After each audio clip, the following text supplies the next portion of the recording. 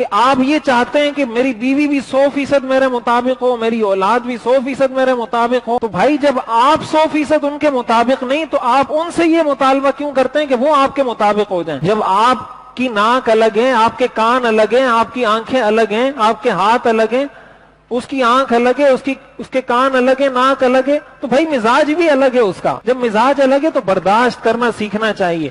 عدم برداشت ہمارے معاشرے کی سب سے بڑی بیماری ہے۔ بات بات پہ بھڑک جاتے ہیں، بات بات پہ لڑائی شروع کر دیتے ہیں، بات بات پہ لڑنا شروع کر دیتے ہیں۔ یہ سیرت کا درس نہیں ہے۔ حضور علیہ الصلوۃ والسلام نے ہمیں یہ چیز نہیں سکھائی، اور ایک مسلمان کے لیے تو یہ چیز اس لیے بھی زیادہ ضروری ہے۔ حدیث شریف میں آتا ہے الدنیا سجن المؤمن و جنت الکافر، کہ دنیا مومن کے لیے جیل ہے اور کافر کے لیے جنت ہے۔ حضور نے پہلے سے بتا دیا ہے۔